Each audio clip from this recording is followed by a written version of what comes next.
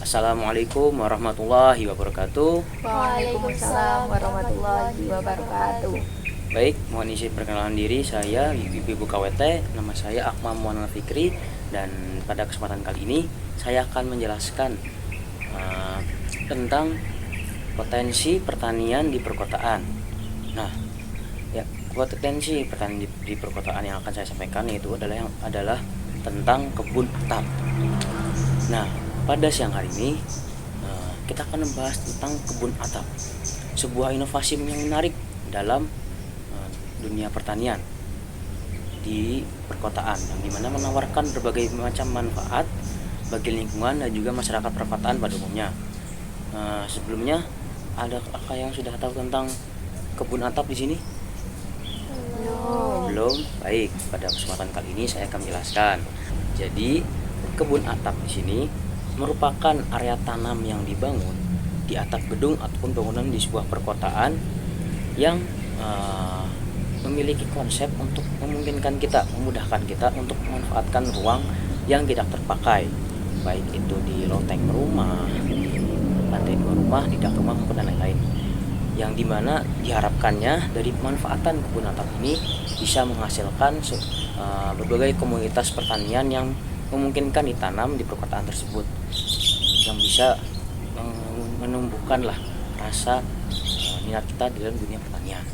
Nah, kebun atap di sini itu memiliki berbagai macam manfaat, Ibu. Yang pertama itu mengurangi efek pulau panas. Jadi kebun atap di sini itu dapat menurunkan suhu di sekitar gedung. Yang biasanya gedung perkotaan itu kan dikenal dengan suhunya yang panas, yang gerah lah. Lalu yang kedua itu dapat meningkatkan kualitas udara di sekitar lingkungannya, yang dimana tanaman yang ada di kebun atap ini dapat menyerap karbon dioksida dan dapat menghasilkan oksigen, dimana kita tahu oksigen itu sangat bermanfaat bagi kita, ya kan, sangat penting bagi kita untuk kita bernafas, kita beraktivitas, kan kita menghirup oksigen. Nah, kalau oksigen ini kualitas kadarnya meningkat, maka kualitas hidup kita pasti akan meningkat. Nah, lalu yang ketiga yaitu dapat mengurangi limbah, di mana kebun atap di sini itu sendiri menggunakan limbah organik dari dapur kita sendiri, dapur yang kita olah sendiri, sisa-sisa makanan, sisa-sisa misalkan bumbu, sisa-sisa makanan pagi, makan siang, makan malam, itu digunakan untuk pupuk yang digunakan untuk tanaman yang ditanam di kebun atap ini. Lalu yang terakhir yaitu akses ke makanan segar, yang dimana akses masyarakat perkotaan di sini kan kita tahu sangat jauh dari wilayah perkebunan, wilayah pertanian. Nah, dengan adanya kebun atap ini, kita dapat mengakses makanan segar, bisa mengakses komoditas pertanian yang kita tanam sendiri tanpa kita harus jauh-jauh ke wilayah pertanian, wilayah perkebunan gitu. Nah, di kebun atap sendiri ini kita dapat menanam berbagai jenis tanaman seperti sayuran hijau, rempah-rempah yang bisa digunakan di dapur, lalu bahkan buah-buahan kecil. Beberapa contoh mungkin ya, buah-buahan kecil yang bisa ditanam yaitu ada stroberi, terus juga tanaman-tanaman ada selada, basil, dan juga tomat. Nah, dari penjelasan mengenai kebun atap di sini, ini sebenarnya ada tantangan yang cukup menjadi sebuah problematika jikalau kita ingin mendirikan sebuah kebun atap. Jadi meskipun kebun atap di sini memiliki banyak manfaat, namun ada beberapa tantangan yang mungkin perlu kita perhatikan.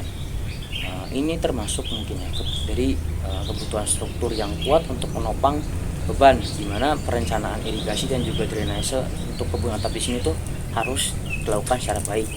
Yang dimana kita tahu kebun atap di sini itu tidak menggunakan lahan yang luas, menggunakan lahan yang terbatas. Jadi kita harus sebisa mungkin memanfaatkan irigasi dan juga drainase bagi kebun atap ini dengan sebaiknya. Lalu saya akan menjelaskan langkah-langkah untuk memulai membuat sebuah kebun atap. Yang pertama itu langkah-langkahnya itu perencanaan, yang dimana kita harus menentukan jenis tanaman apa yang kita ingin tanam. Pertama-tama di kebun atap tersebut kita pengen nanam buah kah, pengen nanam sayur kah, atau pengen nanam rempah kah. Lalu yang kedua, kita harus memilih material. Pemilihan material ini merupakan opsi yang sangat krusial. Kita harus memilih wadah tanam yang sesuai dan juga bahan yang tentunya berkualitas untuk memastikan keberlanjutan kebun atap kita untuk agar kebun atap kita nggak selesai di tengah-tengah jalan doang terus berhenti nih, nggak gitu. Lalu yang ketiga itu yang paling penting tadi, poin drainase dan juga irigasi. Kita harus memastikan adanya irigasi yang efisien dan juga drainase yang baik agar tanaman kita dapat tumbuh secara maksimal.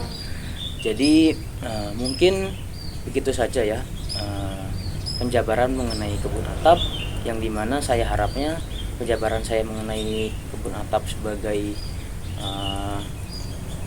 alternatif cara membangun pertanian di perkotaan ini dapat meningkatkan daya minat kita untuk selalu bisa mengembangkan komunitas pertanian dimanapun kita berada, tidak terbatas di perkotaan saja, tidak hanya di lahan yang luas tapi juga lahan yang terbatas. Baik, mungkin sekian dari saya. Terima kasih ibu-ibu KWT yang mau meluangkan waktunya untuk mendengarkan saya. Billahi taufiq wal hidayah. Mohon maaf apabila ada kesalahan kata. Wassalamualaikum warahmatullahi wabarakatuh.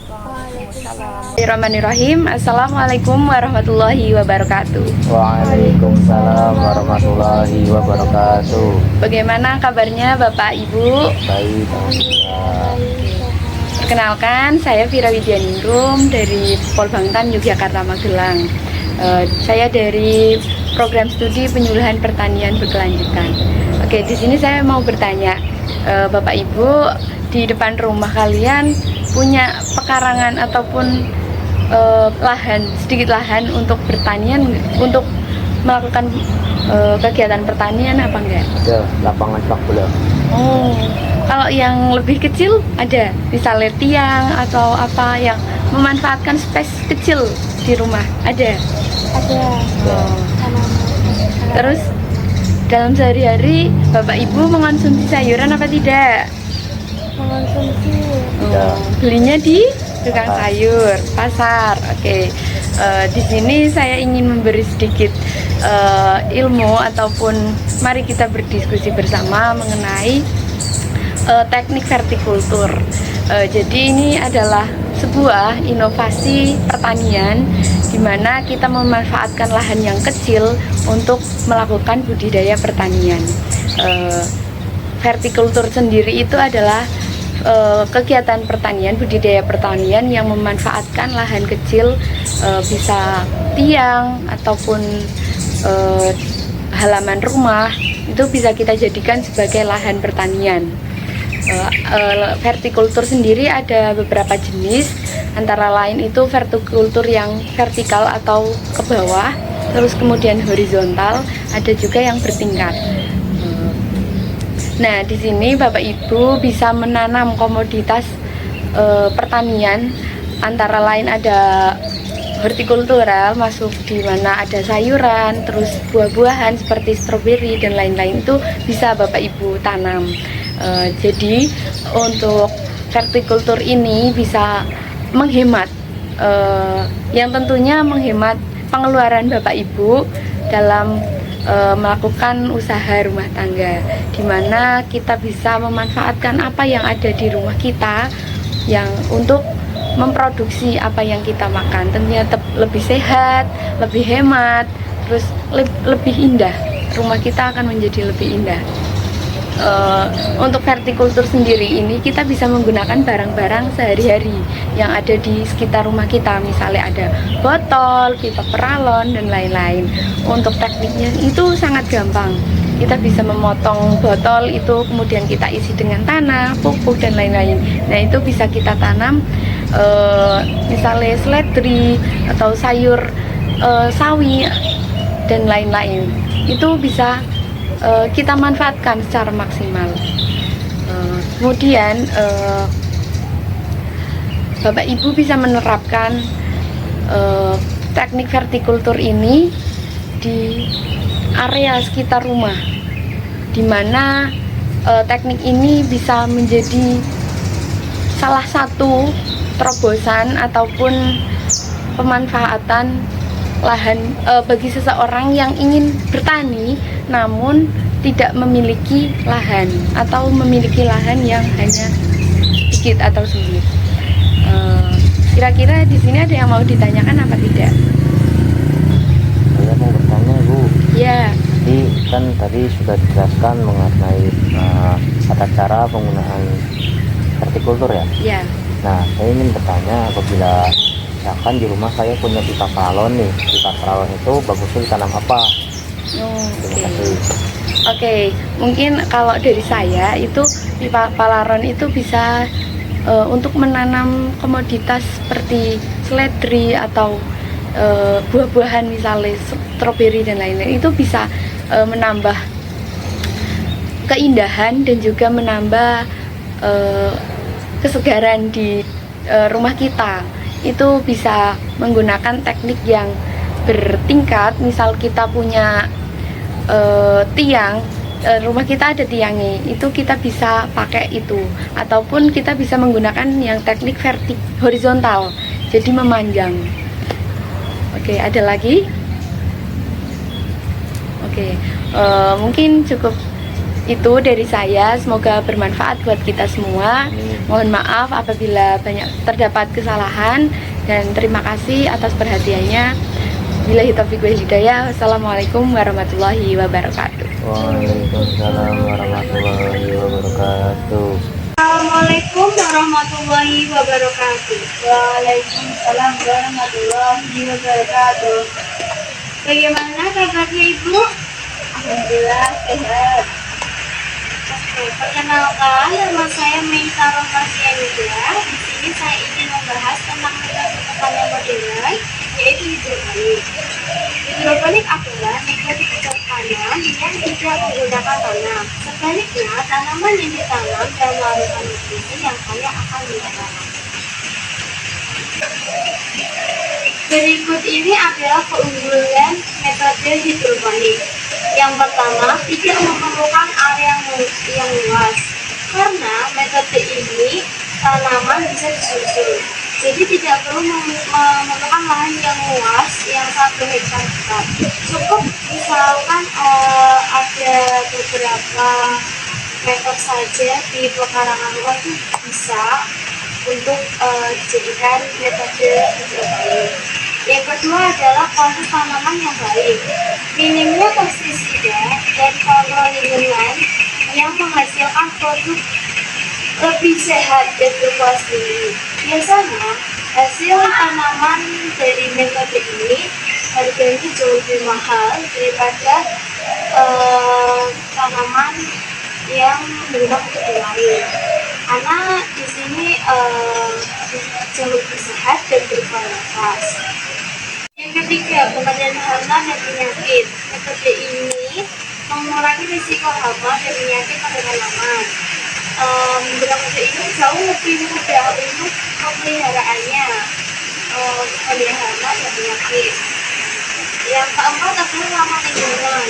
Dapat mengurangi penggunaan pestisida dan bahan kimia sehingga lebih ramah lingkungan.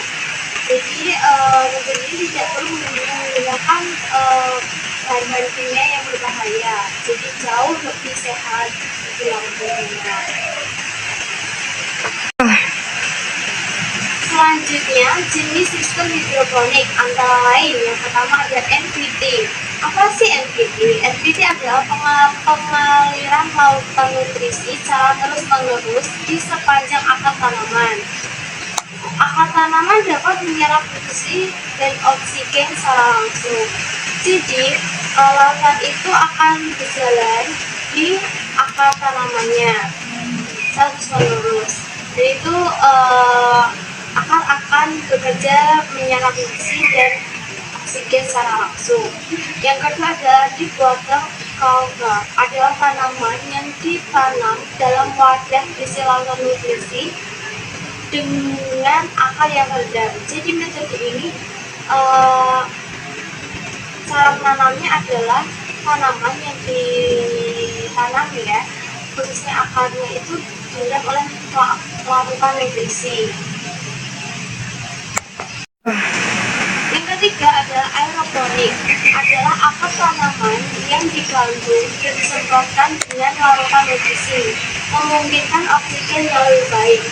Jadi ini tanamannya itu digantung, dan cara kita menyokong nutrisinya itu dengan cara disemprotkan, dan itu membuat oksigennya lebih baik. itu, ada pula tantangan bagi yang ingin menggunakan metode ini, yaitu biaya awal yang tinggi. Jadi biaya awalnya itu tidaklah murah. Ya, termasuk beli peralatannya, beli bahan alatnya itu juga perlu seperti biaya dan kebutuhan pemeliharaan yang bermanfaat. Jadi harus benar-benar teliti, nggak asal atau orang yang lupa lalai tidak suka membeli. Meskipun memiliki banyak keuntungan, hidrogoni juga memerlukan keterampilan dan pengetahuan untuk belajar membeli. Jadi banyak-banyak belajar lagi agar dalam mengasah keterampilan kita, mendatangkan kita untuk keberhasilan seperti ini. Nah, apakah itu sudah paham? Ya, sudah paham. Terima kasih atas ilmunya ya. Apakah ada yang perlu ditanyakan?